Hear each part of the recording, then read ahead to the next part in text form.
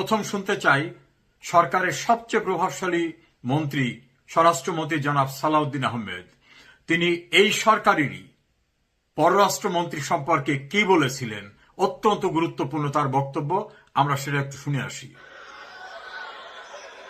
আপনার সরকারে একজন বিদেশি নাগরিককে আপনি জাতীয় নিরাপত্তা উপদেষ্টা করেছেন। আপনার কি সেই আক্কেল জ্ঞান নাই? একজন বিদেশি নাগরিকের কাছে এই দেশের সেনাবাহিনী নিরাপত্তা সংক্রান্ত রিপোর্ট প্রদান করবে কিভাবে ভাবলেন? তিনি রোহিঙ্গা করিডোরের নামে, মানবিক করিডোরের নামে বাংলাদেশকে যুদ্ধক্ষেত্রে পরিণত করতে চায়। বাংলাদেশের মানুষের সাথে আপনি কথা বলেননি, এদেশের রাজনৈতিক দল সমূহের সাথে কোন আলাপ আলোচনা করেননি। অত্যন্ত এরোগেন্টলি আপনার সেই উপদেষ্টা বলছে তাতে নাকি কিছু যায় আসে না। আপনি সম্মানের সাথে বাংলাদেশে একটি অবাধ ও সুষ্ঠু নির্বাচন অনুষ্ঠানের আয়োজন করুন। ওনার কথাটা শুনলেন যে উনি বলছেন, ডক্টর খলিলুর রহমান সম্পর্কে বলছেন যে তিনি একজন বিদেশি নাগরিক, তাকে রাষ্ট্রের নিরাপত্তা উপদেষ্টা, রোহিঙ্গা বিষয়ক বিশেষ দায়িত্বপ্রাপ্ত ব্যক্তি করে বাংলাদেশের স্বাধীনতা সার্বভৌমত্ব বিকিয়ে দেওয়ার মতো অভিযোগ, এবং তাকে বলছেন যে ডক্টর ইউনূস আপনার কি আক্কেল জ্ঞান নেই। এখন এই প্রসঙ্গে ওই দলের অন্য নেতাদের আরো কিছু বক্তব্য আমরা একটু শুনি।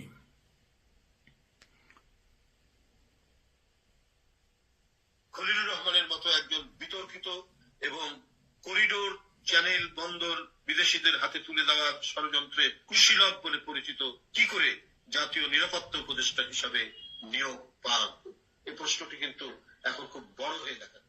খলিলুর রহমানের মতো একজন বিতর্কিত এবং করিডোর, চ্যানেল, বন্দর বিদেশিদের হাতে তুলে দেওয়ার ষড়যন্ত্রে কুশীলব বলে পরিচিত কি করে জাতীয় নিরাপত্তা উপদেষ্টা হিসাবে নিয়োগ পান?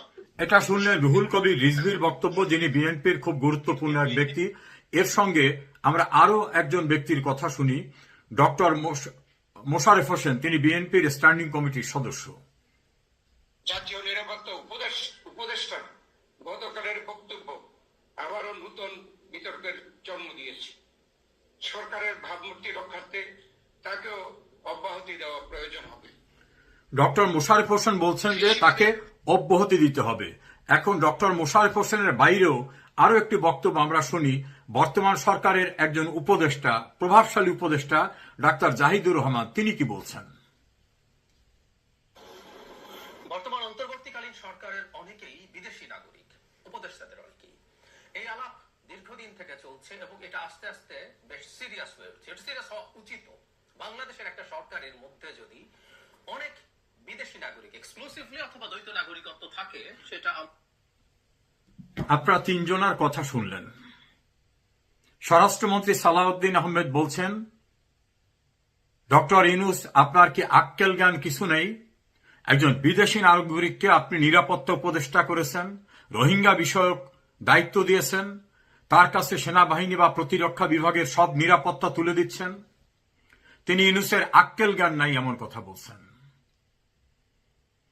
তারই দলের যুগ্ম মহাসচিব রুহুল কবির রিজভী তিনি স্পষ্টভাবে বলেছেন, বিদেশি নাগরিককে এইরকম গুরুত্বপূর্ণ দায়িত্ব দেওয়া নিয়ে তীব্র আপত্তি জানিয়েছেন। ওই দলেরই স্ট্যান্ডিং কমিটির সদস্য ডক্টর মোশাররফ হোসেন তিনি একই কথা পুনরাবৃত্তি করেছেন, এবং ডক্টর ইউনূসের সঙ্গে দেখা করে তারা বাইরে এসে যে প্রেস ব্রিফিং করেছেন, সেখানে ডক্টর মঈন খান এবং জনাব সালাউদ্দিন দুজনেই বলেছেন, আমরা ইউনূসকে বলে এসেছি এনসিপির দুইজন এবং এই ডক্টর খলিলকে বাদ দিতে হবে, পদত্যাগ করতে বলতে হবে, পদত্যাগ না করলে তাদের বিদায় দিয়ে দিতে হবে। অর্থাৎ বিএনপির এই তিন নেতার দৃষ্টিতে ডক্টর খলিলুর রহমান বিদেশি নাগরিক, তার কাছে বাংলাদেশের নিরাপত্তা কোনোভাবে সিকিউরড না, তার কাছে বাংলাদেশের বর্ডার অন্যদের হাতে তুলে দেওয়ার মতো অভিযোগ তার বিরুদ্ধে। বিএনপির বর্তমান ক্যাবিনেটের উপদেষ্টা ডক্টর জাহিদুর রহমান একই কথা বলেছেন। সমস্বরে তিনজনার কথার মোদ্দা বিষয় হচ্ছে খলিলুর রহমান বিদেশি নাগরিক, তার কাছে বাংলাদেশের নিরাপত্তা বা বাংলাদেশের প্রতিরক্ষা কোনোভাবেই নিরাপদ নয় এবং বাংলাদেশের বর্ডার করিডোরের নামে সে বিদেশিদের হাতে তুলে দিচ্ছে। পরিষ্কার, সেই খলিলুর রহমানকে জনাব তারেক রহমান তার ক্যাবিনেটের পররাষ্ট্রমন্ত্রী করেছেন।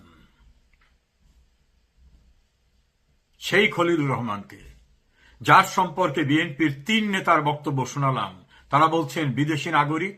ইউনূস তার কি আক্কেল জ্ঞান নাই বিদেশি নাগরিককে নিরাপত্তা উপদেষ্টা করা, করিডোরের নামে বাংলাদেশের সার্বভৌমত্ব তুলে দেওয়া? শুধু সেখানেই শেষ নয়, ইউনূস সরকার মেয়াদ শেষের পূর্ব মুহূর্তে বাংলাদেশের সর্বকালের ইতিহাসে যে গোলামি চুক্তিটি করেছে, সেই গোলামি চুক্তি নিয়ে সারা দেশের সকল মহল যখন তীব্র ক্ষোভে ফেটে পড়ছে যে বাংলাদেশের স্বাধীনতা, সার্বভৌমত্ব, স্বকীয়তার কিছুই অবশিষ্ট নেই, অর্থাৎ বাংলাদেশ যদি বিদেশ থেকে তেলও কিনতে চায় অন্য কোনো দেশের থেকে, অনুমতি নিতে হবে আমেরিকার।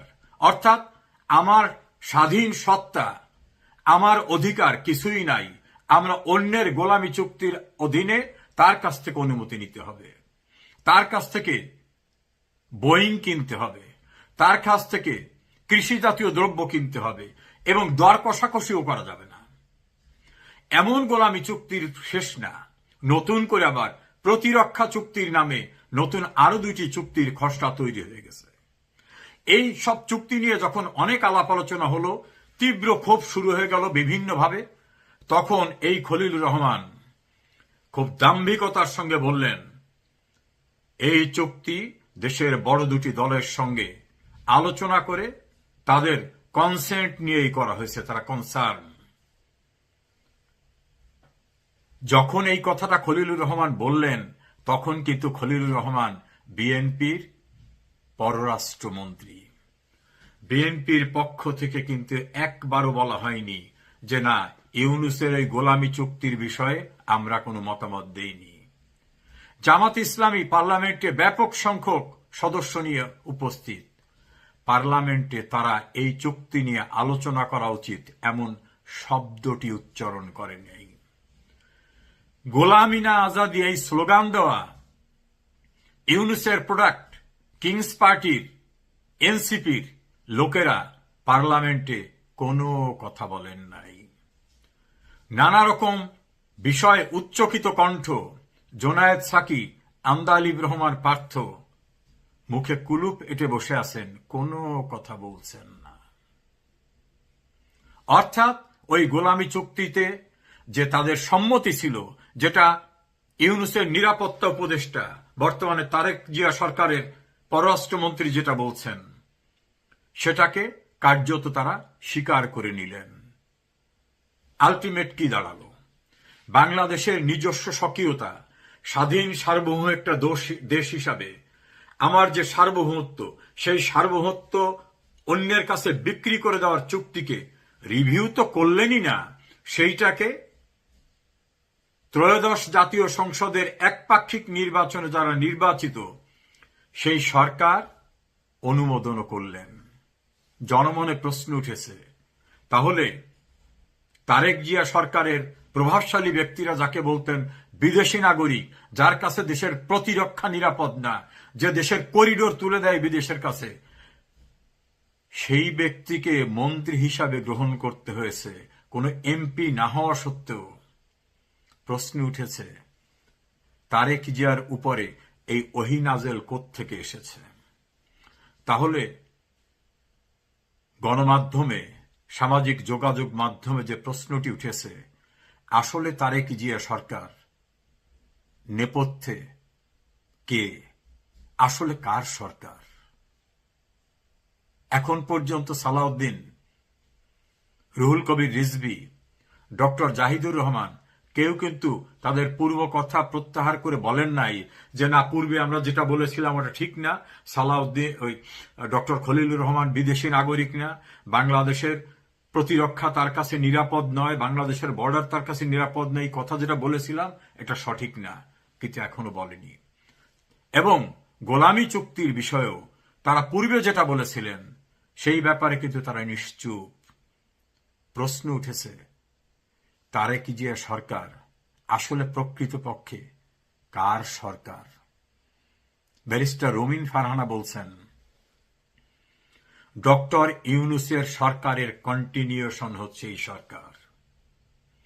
ইউনূস সরকারের এক্সটেনশন হচ্ছে এই সরকার। এবং ইউনূস সরকার তো পরিষ্কার যে বিদেশিদের দ্বারা তাদের প্রতিনিধি হিসাবে একটি গণতান্ত্রিক সরকারকে উচ্ছেদ করে বসানো সরকার ছিল, পাপেট সরকার।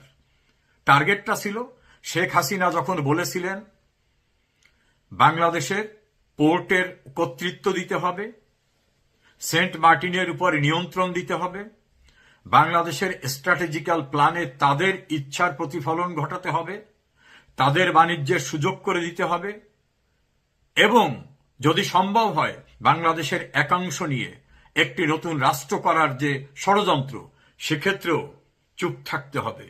শেখ হাসিনার সেই কথাগুলি এখন তো প্রতিফলিত হচ্ছে। যারা বলতেন শেখ হাসিনা ক্ষমতায় থাকার জন্য এমন সব অভিযোগ আনছে, তাদের মধ্যে এখন খুব উচ্চকিত কণ্ঠে যারা কথা বলতেন, অত্যন্ত পরিচিত গণমাধ্যম ব্যক্তিত্ব সাংবাদিক মাসুদ কামাল বলছেন, তাহলে তো শেখ হাসিনাই সঠিক ছিল। সিনিয়র সাংবাদিক বিএনপি ঘরানার সাংবাদিক নেতা এম এ আজিজ তো বলছেন, আমরা কেউ চিনতে পারিনি, সঠিকভাবে শেখ হাসিনাই চিনেছিল যে বাংলাদেশের ক্ষতি করার জন্য এই বিশ্ব বাটপার ইউনূসকে এখানে বসানো হবে। সাংবাদিক আনিস আলমগীর বলছেন, ফ্যাসিস্ট বলে ভুল করেছি, আসলে শেখ হাসিনাই ঠিক ছিল। তীব্র শেখ হাসিনা সমালোচক সিনিয়র অ্যাডভোকেট মহসিন রশিদ বলছেন, শেখ হাসিনাকে ফ্যাসিস্ট বলেছি, আমি দেশবাসীর কাছে ক্ষমা চাই। আসলে সে ফ্যাসিস্ট না, সে ছিল ন্যাশনালিস্ট এবং বেস্ট ম্যানেজার। এভাবে সাংবাদিক মাহবুব কামাল একই শব্দ উচ্চারণ করছেন, শেখ হাসিনাই সঠিক ছিল। তাহলে তারেক জিয়া সরকার পর্দার সামনে, নেপথ্য থেকে, এটা এখন খুবই স্পষ্ট।